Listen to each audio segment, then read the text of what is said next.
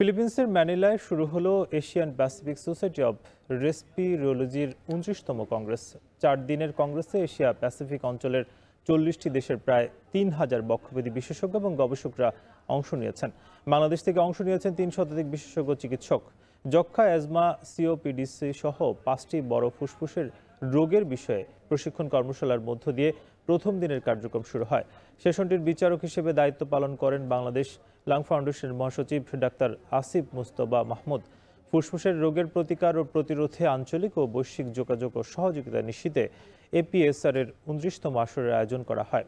দেশ থেকে আসা বিশেষজ্ঞরা এশিয়া প্যাসিফিক অঞ্চলের বিশেষজ্ঞদের সঙ্গে নতুন গবেষণার তথ্য আদান প্রদানের সুযোগ পাচ্ছেন, যা দেশের কয়েক কোটি রোগীকে সুস্থ জীবনে ফেরাতে গুরুত্বপূর্ণ ভূমিকা রাখবে।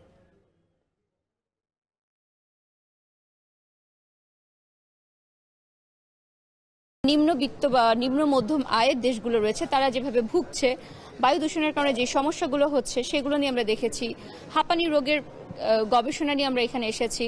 আমরা লাং ক্যান্সারের একদম প্রাথমিক যে কারণগুলো আছে এবং প্রাথমিক কারণগুলোকে নিয়ে আমাদের স্বল্প মাত্রার যেই টেকনোলজি সাপোর্ট আছে সেটা নিয়ে আমরা কিভাবে পেশেন্টকে ডিল করছি সেগুলোকে আমরা গবেষণা আকারে এখানে প্রতিনিধিত্ব করার চেষ্টা করেছি। আগামীতে যেই অধিবেশনগুলি হবে শুধুমাত্র বিজ্ঞান নিয়ে আলোচনা হবে না, সেগুলিকে তৃণমূল পর্যায়ে এশিয়া প্যাসিফিক অঞ্চলে বিস্তৃত কিভাবে আমরা বাস্তবায়ন করতে পারি সেটা নিয়ে আমরা আলোচনা করি এবং এই মেসেজটা বাংলাদেশ লাং ফাউন্ডেশন পরবর্তীতে গিয়ে আগামী বছর তাদের বিভিন্ন কর্মশালার মাধ্যমে দেশের আপামর চিকিৎসকদের মধ্যে এটাকে ডিসেমিনেট করবে।